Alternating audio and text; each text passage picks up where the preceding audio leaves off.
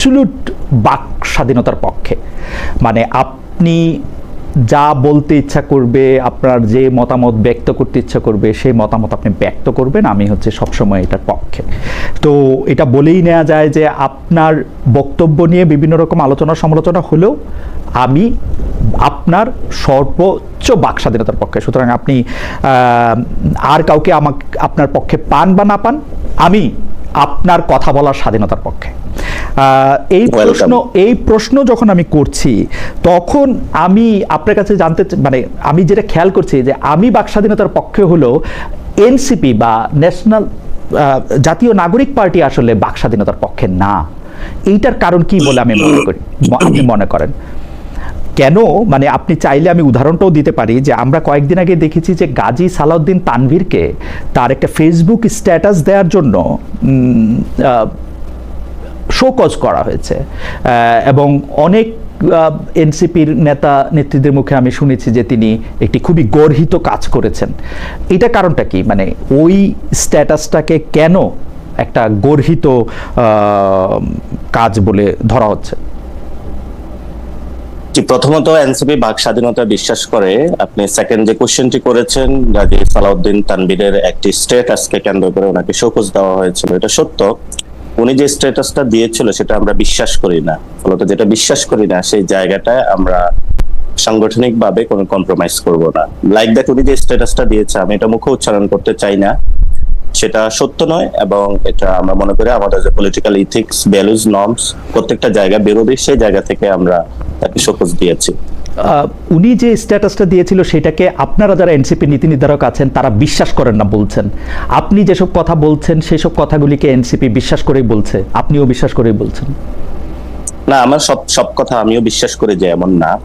দেখা গেছে আমার অনেকগুলো বক্তব্য কাট করে এসেছে, আবার এই অনেক বক্তব্য যেটা হলো আমারও জায়গা থেকে টোনটা আর একটু নর্মালাইজেশন করা উচিত ছিল বা আরো সুন্দর করে বলতে পারাটা উচিত ছিল। কিন্তু আমি যখন যেই জায়গাটা কমিউনিকেট করি মানুষের সাথে একদম প্রান্তিক অঞ্চলে, আমাদের জুলাই পদযাত্রা এবার যেটা হয়েছে এটা একদম হলো আপনার উপজেলা লেভেলে হয়েছে, ফলত আমি সেখানে মানুষের সাথে ইন্টারাকশন করেছি।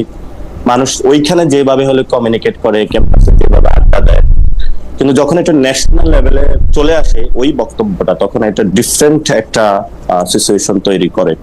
ফলত আমার মনে হয় যে বক্তব্যের যে এজেন্স ওইটা ঠিক আছে, বাট আমারও হয়তো বা আরেকটু সুন্দরভাবে উপস্থাপন করলে অনেকে হার্ট হইতো না, বিরক্ত হইতো না, এবং জায়গাটা আরো সুন্দর থাকতো। আমি আরেকটু পিছন থেকে বলি, যেমন ধরেন যে আমি জনাব গাজী সালাউদ্দিন তানভীরের স্ট্যাটাসটার মধ্যে আমি দেখতেছিলাম যে এটাতে আপনি বলতেছেন এটা আপনারা কেউ বিশ্বাস করেন না এবং আপনি মুখে উচ্চারণ করতে চান না। সিলেটে হামলার পর একটি কথাই বলবো, করাচিতে জন্ম নেওয়া হয়। তা আপনি কি মনে করেন যে এইটা জনাব তারেক রহমানকে এই কথা বলা হয়েছে, এইটা আপনারা বিশ্বাসও করেন না এবং আপনারা মনে করেন যে এইটার সাথে আপনারা একমত না, এবং এটা আমি বলতে শুনছি যে অনেকেই আপনাদের মধ্যে বলছেন যে এটা ভয়াবহ অশ্লীল, আপনিও কি তাই মনে করেন? অশ্লীলতার জায়গা না, একটা হলো ডিলেজিমেট চাইল্ড আর একটা ইলেজিমেট অথবা লেজিট চাইল্ড যেটা বলি, অর্থাৎ বৈধ অবৈধ সন্তান। তো যেই শব্দটা সেখানে এসেছে অবৈধ কোনো একটা শব্দের সাথে রিলেট করা, সেটা তো আসলে সঠিক না।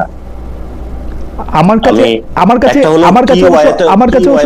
কাছে স্ট্যাটাসটা পড়ে এরকম মনে হয় নাই। আমি যেহেতু বাকসাতে, আমার কাছে মনে হয়েছে যে এটা ইঙ্গিত করা হইতেছে যে তিনি এখন আসলে কার বা কোন জায়গাকে তার পলিটিক্যাল আইডল ভাবতেছেন, আমার এরকম মনে হয়েছে। না, এটা ভাবতেই পারে, কিন্তু ভাবার জায়গা এমন কোন জায়গা হওয়া উচিত না যে জিনিসটা একটা অসত্য তথ্য মানে উপস্থাপন করে। সেই জায়গাটা আপনি তো কোনো তথ্য দেওয়া হয় নাই। এটার মধ্যে আপনি ইঙ্গিতটা বোঝেন, আপনি একটু পড়বেন আবার বলবেন, আমি এটা উচ্চারণ করতে চাই না। ওকে, এটার মধ্যে ইঙ্গিতটা ঠিক আছে, তাহলে এই যে ইঙ্গিতটা, সেই ইঙ্গিতটা কি শুধু তারেক রহমান সাহেবকে দেওয়া হয়েছে বলে সেটা অন্যায় হয়েছে, নাকি বিএনপির যে কোনো নেতা বা একজন খালেদ মহিউদ্দিনকে দেওয়া অন্যায় হইতো? আপনি কি মনে করেন যে তার এই ইঙ্গিতটা যে কেন আমি আপনার বক্তব্যগুলি শুনতেছিলাম জনাব পাটোয়ারি, আপনি স্বরাষ্ট্রমন্ত্রী জনাব সালাউদ্দিন আহমেদকে বলেছেন ডেসপিকেবল টুট টুট টুট, ইজ ইট ওকে? জি জি, আমি এটা বলি নাই। আমার কথাটা যদি আপনি বক্তব্যটা আরেকটু টেনে দেখেন তাহলে সেখানে বলেছিল, এটা হলো মির্জা ফখরুলের যিনি জামাই, উনি বলেছিলেন, আমি সেখানে বলেছিলাম তারা এই ধরনের আমি কথাগুলো আমি আমি বলেছিল। আমি আমি আপনাকে শোনাই, আমি আপনাকে শোনাই আপনাকে আপনি কি বলেছেন। একটু একটু আমি একটু একটু প্রথম থেকে শোনাবেন, প্রথম মাঝখানে থেকে শোনাবেন না, প্রথম থেকে না, মাঝখান থেকে। Correct me if I am রং, আমি অনেকবার শুনছি, আমার ভুল হইতে পারে, আমি নোট নিছি লাইক মাই আর্লি ডেজ। তো আমি বলি, আমার আপনি বলছেন মির্জা ফখরুলের যে মেয়ের জামাই আছে না, ফাহাম ফাহাম ভাই যাকে বলে, উনি একটা কথা বলতেন, সে কথাটা হচ্ছে ডেসপিকেবল টুট টুট টুট। এই শব্দগুলি আবিষ্কারই করা হয়েছে সালাউদ্দিনের জন্য, এই শব্দগুলি বলাই হয়েছে সালাউদ্দিনের জন্য। ইজ ইট ওকে? না, আমি আজকের মাঝখানে শুনতে পাই না, আবার একটু বলবেন। তারেক রহমানের বুঝ নাই, সালাউদ্দিনের উপর ভর করে কখনো কখনো। আরো পজ, মির্জা ফখরুল ইসলামের মেয়ের জামাই আছে না, ফাহাম ফাহাম ভাই, ওই যে ফাহাম আব্দুল সালাম, উনি একটা শব্দ বলতো ডেসপিকেবল টুট টুট টুট। এই শব্দগুলি বলাই হয়েছে উনার সালাউদ্দিনের জন্য। এটা আপনি বলছেন, এখন এটা ঠিক আছে? না, এটা এটা আমি বলতেছিলাম, এই জন্য আমি কিন্তু ডট ডট শব্দটার কখনো আমি উচ্চারণ করতে যাইনি। ফাহাম ভাই বলেছিলেন, ওনার আপনি যদি যে লেকচারটা উনি দিয়েছিলেন যে কেন বাঙালিরা এরকম সহিংসতা বিশ্বাস করে, কেন ঠিক হয় না, ইন জেনারেল অনেকের কথা বলছিলেন, যারা ফাহাম আব্দুল সালামের কথা আমি শুনছি। আপনি একদম বলছেন এই ডেসপিকেবল টুট টুট শব্দটাও আসলে বলা হয়েছে স্বরাষ্ট্রমন্ত্রী সালাউদ্দিনের জন্য। যদি উনি যে কথাটা ইন জেনারেল বলছে, সে ক্যারেক্টারের পিপল তো পৃথিবীতে বসবাস করে না, করে না? অবশ্যই করে। এবং উনি যে শব্দটা বলেছিলেন, এটার পরে কিন্তু ডট ডট শব্দ আমি কখনো উচ্চারণ করতে পারি না এবং করব না আমি। কিন্তু হলো আমি এই কনটেক্সটটা রিলেট করে ওইখানে ওনার সাথে আমি কানেক্ট করেছি, কিন্তু আমি বলি না যে এই ধরনের শব্দ উচ্চারণ করা উচিত। এটা ফাহাম ভাই করতে পারে, না আমি কখনো মুখে এটা উচ্চারণ করব না। কিন্তু শব্দটা বানানোই হয়েছে সালাউদ্দিন সাহেবের জন্য। শব্দটা বানানো হয়েছে কেউ যদি ওই ক্যারেক্টারে আসে।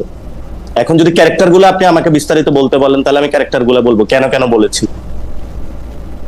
না না, আপনারে আমি বিশ্লেষণের জায়গায় আমি যাইতেছি না, আমি বলতেছি আপনি যে এটা বলছেন এটা মিন করছেন। এবং আমরা যারা ফাহাম আব্দুল সালামকে চিনি বা এই শেখ হাসিনার সময় দীর্ঘ সময় ধরে তার অসাধারণ বাগ্মিতায় তিনি যেসব কথা বলেছেন, যেগুলি আমাদের কানে সবার আসে, যতই আমরা টুট টুট টুট বলি এটা আমরা সবাই জানি। আপনি বলতেছেন এইটা বলাটা ঠিক আছে, ইজ ওকে? ফাহাম ভাই যে এই শব্দটা বলেছে, এটাকে আপনাকে যদি প্রশ্ন করি, উনি কি এই শব্দটা বলা ঠিক করেছে? ফাহাম ফাহাম এই কথাটা বলা ঠিক করছে কিনা? জি। ও, ফাহাম ঠিক করছে কিনা সেটা জাজমেন্ট তো আমার না, আমি তো বলছি আমাকে গালি দিলেও ঠিক আছে, সবকিছু ঠিক আছে। আপনিও আমারে বলতে পারেন ডেসপিকেবল টুট টুট টুট, ইটস ওকে, আমার জন্য ঠিক আছে। আপনার বলাটা ঠিক আছে কিনা সেটা আপনি বলেন, আপনি একজন পাবলিক ফিগার, পলিটিক্যাল লিডার, আপনার বলাটা ঠিক আছে না, আমি আমি আমি আমি এটা কখনো বলতে পারবো না। এই জন্য হলো আমি কি বলতে পারবেন না, আপনি টুট টুট টুট দিয়ে বলবেন। আমি ডট ডট বলছি, টুট টুট বলি নাই। এখন এই ডট ডট যে শব্দটা, এটা আমি বলতে পারবো না, কারণ এটা যেই ভাষাটা ফাহাম ভাই ব্যবহার করে ওই ভাষা আমরা ব্যবহারে আমরা অভ্যস্ত না। ওকে, প্রথম কথা এটা। দ্বিতীয় কথা হলো যে এখানে ভাষার চেয়েও আমি যে কনটেক্সটটা বুঝাইছি, এটার জন্য যদি আমি ভাষায় বুঝাইতাম তাহলে তো আমি ফাহাম ভাইয়ের রেফারেন্সটা টানার দরকার হইতো না, অথবা ওই সিচুয়েশনটা ক্যারেক্টারটা একসাথে ম্যাচ করার আবার দরকার হইতো না, তাহলে তো আমি ডিরেক্টলি বইলা দিতে পারতাম। এটা সচরাচর বাংলাদেশে সবাই বলে, মারামারি, আমরা নোয়াখালীতে বলি কাজ্জা লাগলে সবাই এগুলা বইলা দেয়। এই ধরনের শব্দ ব্যবহারে আমরা অভ্যস্ত না, যার জন্য আমি কখনো বলিনি।